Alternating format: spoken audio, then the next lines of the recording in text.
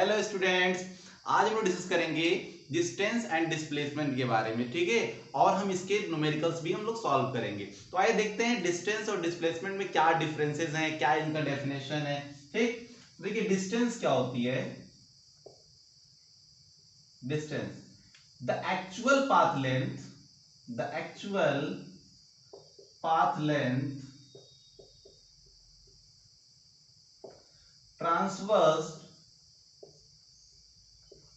traversed by a body in a certain interval of time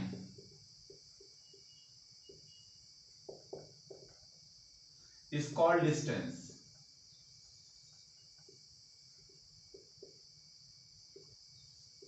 बच्चों distance होती है actual path length.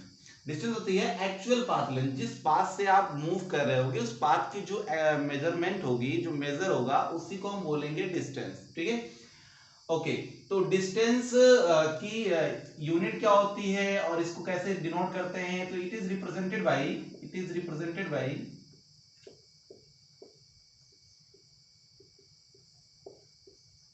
Letter S. S से इसको हम लोग रिप्रेजेंट करते हैं। ठीक है बच्चों, it is a scalar quantity. Scalar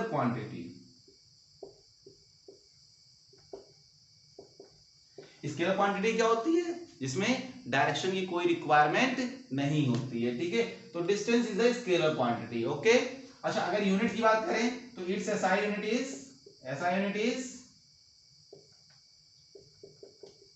metre. ऐसा यूनिट क्या होती है बच्चों? मीटर। मीटर को हम लोग एम से रिप्रेजेंट करते हैं, एब्रिविएट करते हैं। ठीक है, और इसकी जो सीजीएस यूनिट होती है, सीजीएस यूनिट क्या होती है? सीजीएस यूनिट होती है सेंटीमीटर। सीजीएस यूनिट क्या होती है? सेंटीमीटर। ठीक है, और भी यूनिट्स होते हैं, जैसे एंगस्ट्रॉम होती है। एंगस्ट्रॉम, एक एंगस्ट्रॉम में होता है 10⁻⁻10 मीटर। एंगस्ट्रॉम को हम लोग एक ऊपर यहाँ पे डिग्री लगाते हैं। ठीक है, तो 1 डिग्री होता है एंगस्ट्रॉम, उसमें होता है 10⁻⁻10 मीटर। ठीक है, स्मॉलेस्ट यूनिट है, और भी इससे छोटी यूनिट होती हैं। इसके अलावा माइक्रोमीटर होता है। माइक्रोमीटर ऐसे लिखते हैं, माइक्रोमीटर, माइक्रो का सिंबल है, माइक्रोमीटर होता है 10⁻⁻6 मीटर। ठीक है, लीप ईयर होता है। लीप ईयर क्या होती है बच्चों? लीप ईयर का मैं डेफिनेशन बता दे रहा हूं। Distance travel by A light in vacuum in 1 year. एक साल में लाइट अपनी स्पीड से अगर एक साल में वैक्यूम में जितनी डिस्टेंस चलेगा ना, वो लीप ईयर होती है।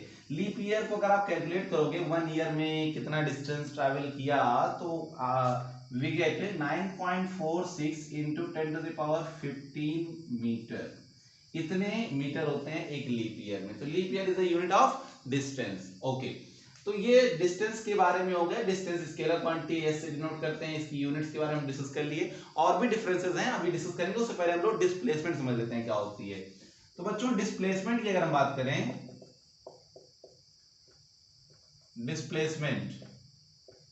तो डिस्प्लेसमेंट होती है शॉर्टेस्ट डिस्टेंस। क्या होती है? The shortest distance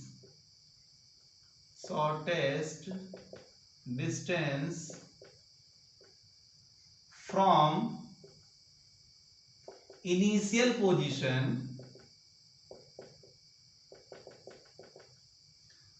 to the final position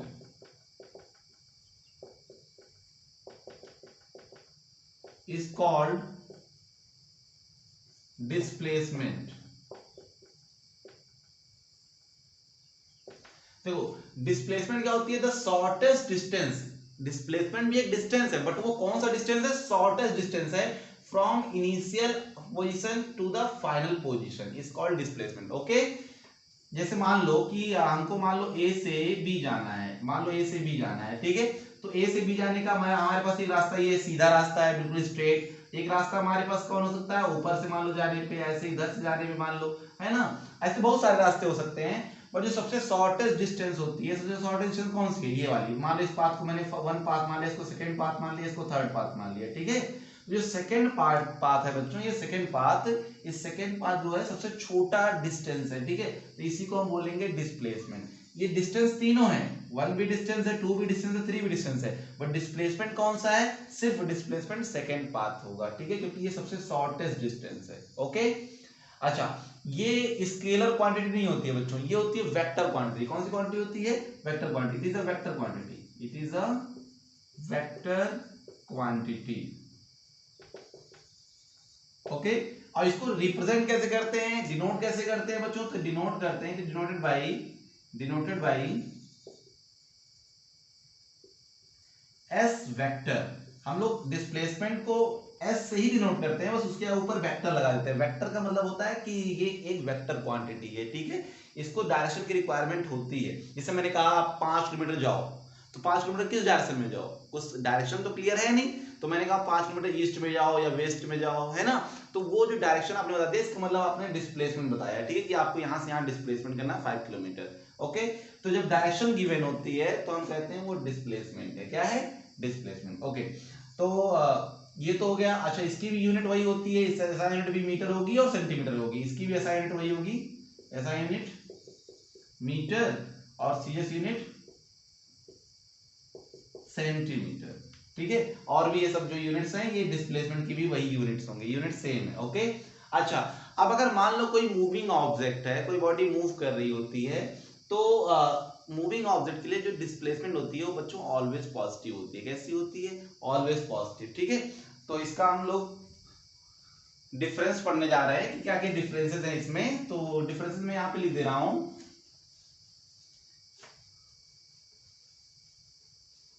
सबसे पहला मेरा एक क्वेश्चन है बच्चों कि क्या डिस्टेंस किसी मूविंग ऑब्जेक्ट का जीरो हो सकता है? तो नहीं, इट जो डिस्टेंस है it can be, it is always positive, it is always positive. ये हमेशा पॉजिटिव होता है बच्चों, ये नेगेटिव कभी नहीं हो सकता है। डिस्टेंस जो होगा वो हमेशा कैसा होता है? पॉजिटिव होता है। क्या ये मूविंग ऑब्जेक्ट के लिए जीरो हो सकता है? तो नहीं, it can not be zero, it can not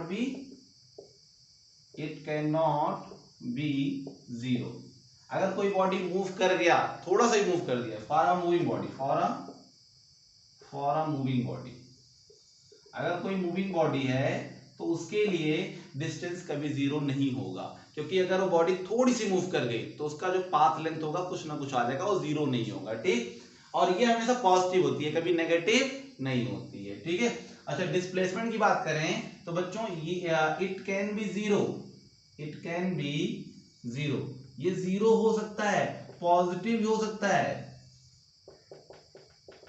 and negative भी हो सकता है। मतलब डिस्प्लेसमेंट जो होता है वो पॉजिटिव भी हो सकता है, नेगेटिव भी हो सकता है और जीरो भी हो सकता है, ठीक है। पॉजिटिव कब होगा?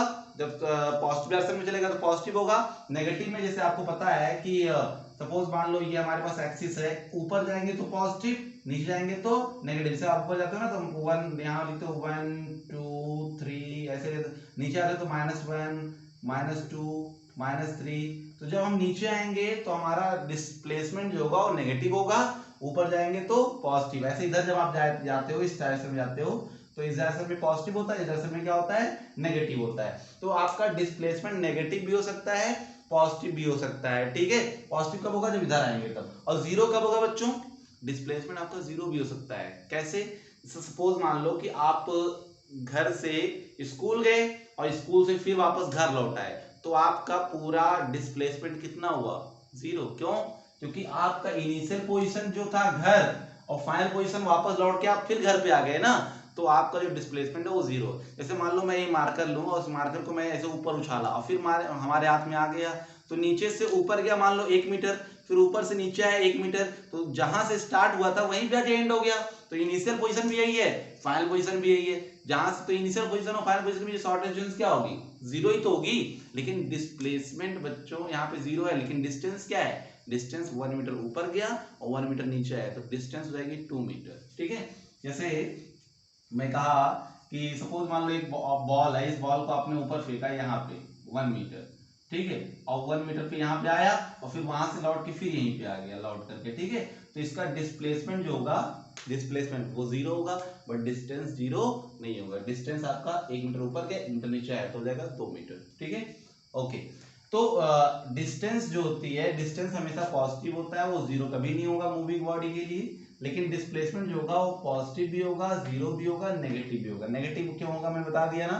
ओके, और अगर बात करें के बीच में रिलेशन की बच्चों, तो जो डिस्टेंस होती है वो डिस्प्लेसमेंट के इक्वल हो सकती है नहीं हो सकती है, आप बताओ। देखो डिस्टेंस और डिस्प्लेसमेंट इक्वल हो सकते हैं। देखो यहां मैं लिख दे रहा हूं कि डिस्टेंस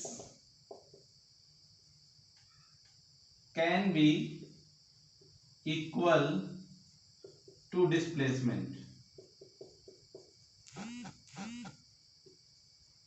डिस्प्लेसमेंट बच्चों, डिस्टेंस बच्चों डिस्प्लेसमेंट के इक्वल हो सकता है, लेकिन कब? When body move in a straight path. When body moves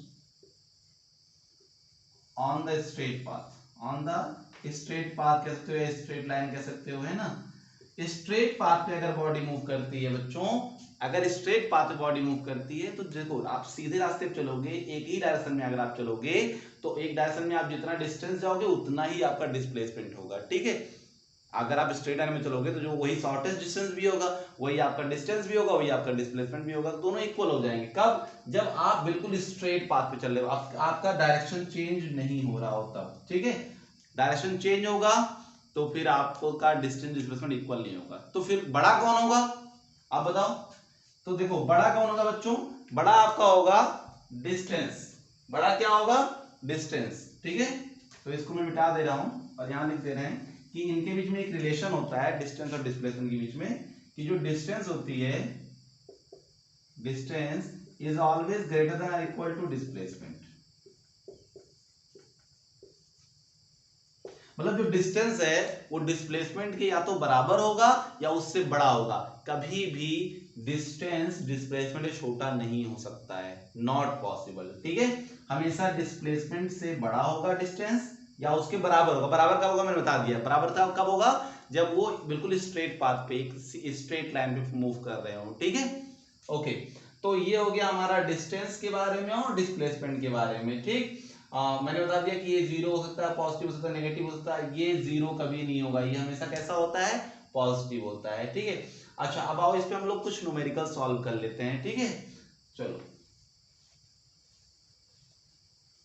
displacement होती है शॉर्टेस्ट डिस्टेंस। डिस्प्लेसमेंट क्या होती है? Shortest distance. जैसे मान लो एक बॉडी है, जो मान लो, पहले आप लोग डायरेक्शन जानते हो ना, डायरेक्शन में ये आपका ईस्ट होता है, हाँ ये आपका ईस्ट होता है, ये आपका वेस्ट होता है, ये आपका नॉर्थ होता है, और ये आपका साउथ होता है, ठीक है। ओके, तो मान लो कि एक बॉडी है जो ईस्ट की तरफ 6 मीटर चल रही है। ईस्ट की तरफ कितना मीटर चली? 6 मीटर, ठीक है। और फिर ईस्ट से फिर टर्न हुई, टर्न होने के बाद लेफ्ट साइड टर्न हो गई, इधर टर्न हो गई और नॉर्थ की तरफ गई फॉर 8 मीटर, 8 मीटर गई।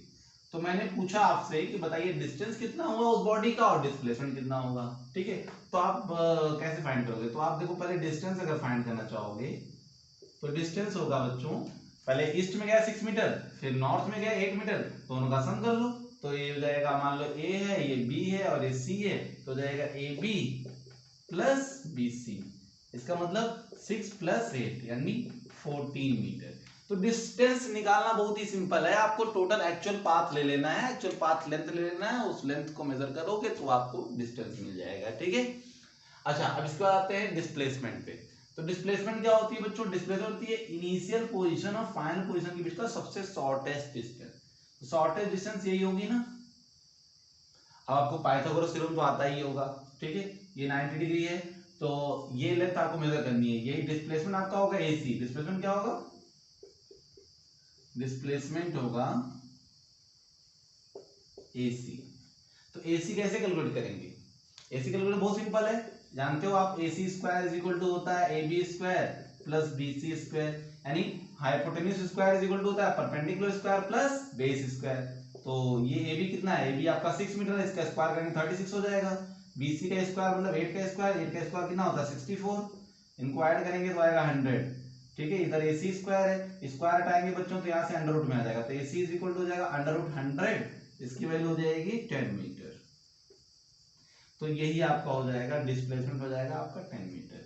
डिस्प्लेसमेंट 10 मीटर आ गया और डिस्टेंस आपका आ गया 14 मीटर। ठीक है, तो अब आप समझ गए होंगे कि डिस्प्लेसमेंट फाइंड करना मतलब इनिशियल पोजीशन और फाइनल पोजीशन का बीच सबसे शॉर्टेस्ट डिस्टेंस होती है उसको कैलकुलेट करना होता है। लेकिन डिस्टेंस में आपको जो जिस पाथ से आप चल रहे हो उस पूरे पाथ की लेंथ को मेजर कर लो। ठीक है, ओके।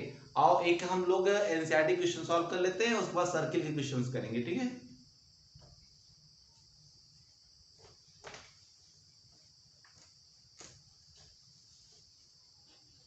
देखिए एनसीईआरटी में एक क्वेश्चन दिया है बच्चों कि एक फार्मर है जो अपने फील्ड के चारों तरफ मूव कर रहा है और वो फील्ड है स्क्वायर फील्ड है। कैसा फील्ड है बच्चों? स्क्वायर फील्ड है। पूरा क्वेश्चन मैं नहीं लिख रहा हूं, मैं क्वेश्चन आपको एक्सप्लेन कर दे रहा हूं। ठीक है, कि स्क्वायर फील्ड है जिसकी लेंथ है 10 मीटर, जिसकी साइड है 10 मीटर, तो इसकी हर जगह साइड 10 मीटर ही होगी, 10 मीटर होगी। ठीक है, तो फार्मर इसके चारों तरफ मूव कर रहा है। ठीक है, तो वो जो मूव कर रहा है बच्चों, तो उसको मूव करने में एक राउंड कंप्लीट करने में जो टाइम टेकन है, time taken to complete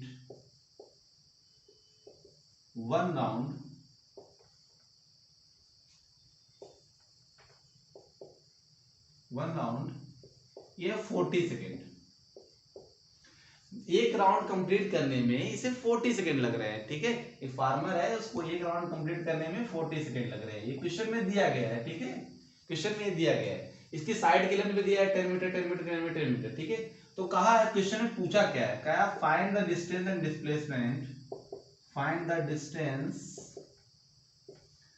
displacement after 2 minute 20 second. Question में ये पूछा गया है कि 2 मिनट 20 सेकेंड बाद उसका डिस्टेंस और डिस्प्लेसमेंट कैलकुलेट कीजिए। ठीक है, तो बहुत सिंपल है। देखो हम मुझे पता है कि एक राउंड में उसे 40 सेकेंड लग रहे हैं। ठीक है, तो पहले तो हम ये चेक करेंगे कि उसका कितना राउंड होगा या कहां पहुंचेगा 2 मिनट 20 सेकेंड बाद। ठीक है, तो आप देखो एक राउंड में 40 सेकेंड, तो एक राउंड 40 सेकेंड लगा, ए से स्टार्ट, मान लो स्टार्ट ए से किया, तो ए से स्टार्ट किया तो एक राउंड लगाया 40 सेकेंड हो गए, फिर सेकेंड राउंड लगाएगा फिर 40 सेकेंड हो जाएंगे, तो 40 और 40 कितना हो गया 80। ठीक है, और फिर उसमें 40 एक राउंड और लगाएगा तो फिर कितना हो जाएगा 40। ठीक, अभी कितने हो गए 40 40 80 और 40 120 यानी 2 मिनट, 120 सेकेंड यानी कितना मिनट 2 मिनट हुआ है ना। ओके, और फिर अभी 20 सेकेंड और, तो आपको 20 सेकेंड और चल रहे हैं। ठीक है, तो आप कुल मिला के आपका देखो कितने राउंड हो गए, 3 राउंड्स हो गए, 3 राउंड और क्या हो गया हाफ राउंड। ठीक है, क्योंकि एक फुल राउंड लगाने में 40 सेकेंड लग रहे हैं, तो सिर्फ 20 सेकेंड को कितना हाफ ही राउंड तो चल पाएगा। तो देखो 3 राउंड चलेगा 40 सेकेंड, 2 मिनट लेंगे, 2 मिनट 3 राउंड में रहेगा। ओके, और उसके बाद 20 सेकेंड में हाफ राउंड चलेगा, तो कुल मिला के ये पहुंचेगा यहाँ पे। यानी इसका अगर हम डिस्टेंस कैलकुलेट करें बच्चों, तो डिस्टेंस हो जाएगा 3 राउंड एंड हाफ। ठीक है, तो 3 राउंड एंड हाफ, तो 3 बताओ एक राउंड में कितने डिस्टेंस ट्रैवल किया, तो 4 10 10 10 10, तो कितना 40 मीटर हो गया है ना, प्लस हाफ राउंड कितना हो गया 10 और 10, तो कितना हो गया 20। ठीक है, तो ये हाफ राउंड आपका कितना हो गया 20 मीटर हुआ कि नहीं हुआ, हाफ राउंड कितना हुआ 20 मीटर ही तो हुआ, हाफ राउंड आपका हो गया 20 मीटर, तो ये कितना आ जाएगा 120 मीटर और प्लस 20 मीटर, तो हो जाएगा 140 मीटर। ठीक है, तो डिस्टेंस बहुत सिंपल है। डिस्टेंस कैसे कैलकुलेट किया हमने, पहले देखा कि 2 मिनट 20 सेकंड में उसका कितना राउंड हुआ, तो ये 3 राउंड हुआ, तो एक राउंड में अगर 40 मीटर चल रहा है, 2 राउंड में 80 मीटर चलेगा, तीसरे राउंड में 120 मीटर चलेगा, और फिर इसके बाद आधा राउंड और चल रहा है, तो आधा राउंड में फिर 20, तो कितना हो जाएगा टोटल 140। ये तो हो गया डिस्टेंस। अच्छा डिस्प्लेसमेंट की बात कर लेते हैं, तो डिस्प्लेसमेंट तो बहुत ही सिंपल है। डिस्प्लेसमेंट क्या हो जाएगा बच्चों, डिस्प्लेसमेंट हो जाएगा आपका इनिशियल यहाँ था और फाइनली यहाँ पहुंचा है, फाइनली कहाँ पहुंचा है सी में पहुंचा है ना, तो इनका जो डिस्प्लेसमेंट होगा वो ये होगा। डिस्प्लेसमेंट क्या होती है, इनिशियल पोजीशन और फाइनल पोजीशन के बीच में सबसे शॉर्टेस्ट डिस्टेंस। ठीक है, तो ये लेंथ कितनी हो जाएगी, डिस्प्लेसमेंट आपका हो जाएगा AC, कितना हो जाएगा AC। तो AC कैसे कैलकुलेट करेंगे, अभी आपको मैंने बताया था Pythagoras theorem, AC² = AB² + BC²। AB की वैल्यू कितनी है 10 का स्क्वायर 100 हो जाएगा, और प्लस BC का स्क्वायर यानी 10 का स्क्वायर यानी फिर 100 हो जाएगा 200 और इधर जाएगा AC स्क्वायर, तो AC की वैल्यू क्या आ जाएगी 10√2। 200 का अंडर रूट ले लेंगे ना, अंडर रूट 200 का लेंगे तो आ जाएगा 10√2 मीटर। ठीक है, ओके। √2 की वैल्यू आपको पता होगा 10 इंटू √2 की वैल्यू होती है 1.414। √2 की वैल्यू होती है 1.414, तो आप मल्टीप्लाई करोगे तो आएगा 14.14 मीटर। ठीक है, तो इस तरीके से आप डिस्टेंस और डिस्प्लेसमेंट दोनों कैलकुलेट कर सकते हो। ठीक है, अब सर्कल के कुछ क्वेश्चन देख लेते हैं।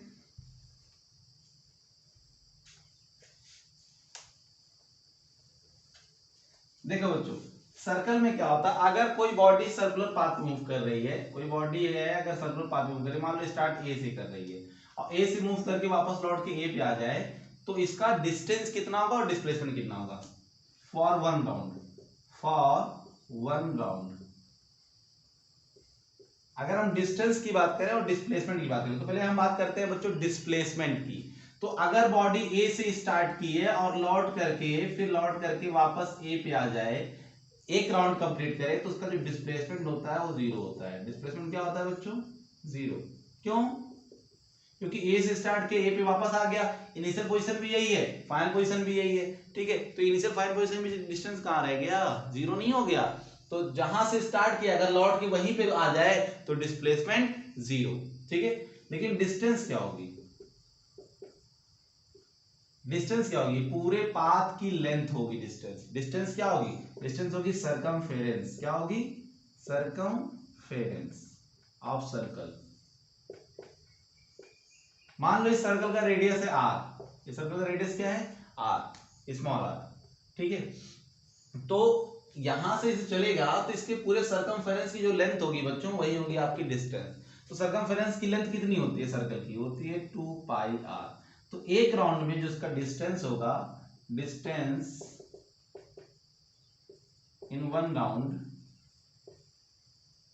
पूरा कंप्लीट वन राउंड की अगर बात करें, कंप्लीट वन राउंड की, तो हो जाएगा 2πr। अब आपको रेडियस पता होगी तो रेडियस की वैल्यू यहां रख देंगे। मान लो इसकी रेडियस है 7 सेंटीमीटर, तो 7 सेंटीमीटर का रेडियस दिया है तो जाएगा 2 इंटू पाई की वैल्यू 22/7।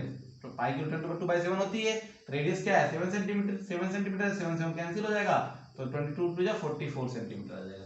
तो इस तरीके से आप डिस्टेंस कैलकुलेट कर सकते हो एक कंप्लीट राउंड के लिए। ठीक है, लेकिन याद रखना एक कंप्लीट राउंड के लिए डिस्प्लेसमेंट 0 होगा। ठीक, लेकिन अगर मान लो कंप्लीट राउंड नहीं हो तो मान लो ए से स्टार्ट किया और बी पे आ जाएगा, ए से स्टार्ट किया बी पे आ गया। ठीक है, या जो घड़ी होती है, घड़ी की जो निप होती है, जो वॉच की निप होती है, वो ए से मान लो बी आ गया, तो अब इस केस में डिस्टेंस कितना होगा, डिस्प्लेसमेंट कितना होगा। मान लो ये डायमीटर है, मान लो क्या है डायमीटर, ए से यानी 6 से स्टार्ट किया और 12 पे आ गया, 6 से स्टार्ट किया और 12 पे आ गया। ठीक है, तो इसका अब डिस्टेंस डिस्प्लेसमेंट कितना होगा बच्चों। तो अब देखो, अब इसका जो पहले अगर बात करें हम डिस्प्लेसमेंट की, तो डिस्प्लेसमेंट हो जाएगा फॉर हाफ राउंड की बात कर रहे हैं, फॉर हाफ राउंड, यहाँ तो हाफ राउंड है ना, देखो यहां से चला इतना ही तो पहुंचा है, हाफ राउंड है। तो इसका जो डिस्प्लेसमेंट होगा वो इनिशियल पोजीशन ये है, फाइनल पोजीशन ये है, तो इस बार अब 0 नहीं है क्योंकि इनिशियल पोजीशन अलग है, फाइनल पोजीशन अलग है, सेम जगह पे नहीं है। तो इस बार डिस्प्लेसमेंट होगा ये, और ये होगा कितना बच्चों, ये होगा डायमीटर। क्या होगा, डायमीटर। डायमीटर कितना होता है, ये r होता है, ये भी r होता है, तो डायमीटर कितना होता है 2r। तो इसका जो डिस्प्लेसमेंट हो जाएगा वो हो जाएगा 2r। तो 2 इंटू r की वैल्यू दिया 7 सेंटीमीटर, तो 7 सेंटीमीटर ले लेंगे तो कितना हो जाएगा 14 सेंटीमीटर। ठीक, अच्छा अगर बात करें हम डिस्टेंस की, तो डिस्टेंस क्या हो जाएगा, तो डिस्टेंस हो जाएगा बच्चों, डिस्टेंस आपका यहां से ये इतना, यानी सरकमफेरेंस था 2πr, पूरा क्या था 2πr, तो आधा कितना हो जाएगा 2πr का हाफ, यानी 2πr/2, यही तो होगा, पूरे का है 2πr, तो आधे कितना हो जाएगा 2πr/2, 2 से 2 कैंसिल, तो क्या आ जाएगा πr मतलब पाई की वैल्यू 22/7, r की वैल्यू कितनी है 7 सेंटीमीटर, 7 7 कैंसिल यानी 22 सेंटीमीटर आ जाएगा। तो इस तरीके से आप हाफ राउंड का भी डिस्टेंस और डिस्प्लेसमेंट कैलकुलेट कर सकते हो। अगर मान लो यहां से सिर्फ यहां तक ही आए, सी तक आए, तो सी तक आएगा तो यहाँ इसकी वैल्यू कितनी होगी, तो देखो ये पूरे का क्या है, पूरे का ये 1/4 है, पूरे का क्या है ये 1/4 है। तो अगर डिस्टेंस की बात करें, अगर हम बात करें distance from A to C, AC की बात करें, AC की जो डिस्टेंस होगी बच्चों वो होगी पूरे सर्किल का 1/4, पूरे सर्किल का 1/4। पूरा सर्किल का लेंथ कितनी थी पूरे सर्किल की? पूरे सर्किल की लेंथ थी 2πr। 2πr का हम ले लेंगे 1/4, 1/4 होगा ना, क्योंकि 1/4 पार्ट है, 1 पार्ट, 2 पार्ट, 3 पार्ट और 4 पार्ट, 4 पार्ट होंगे ना इसमें, तो 1/4 पार्ट होगा इसका डिस्टेंस यहाँ से यहाँ तक का। तो 2πr का 1/4 क्या हो जाएगा? 2 से 2 कैंसिल कर देंगे तो हो जाएगा πr/2। ठीक है। और अगर मान लो डिस्प्लेसमेंट फाइंड करना तो डिस्प्लेसमेंट आपका ये होगा, ये तो आपका ये अगर 7 है, ये 7 है, तो इसको हम लोग पाइथागोरस थ्योरम लगा के सॉल्व कर लेंगे। ठीक।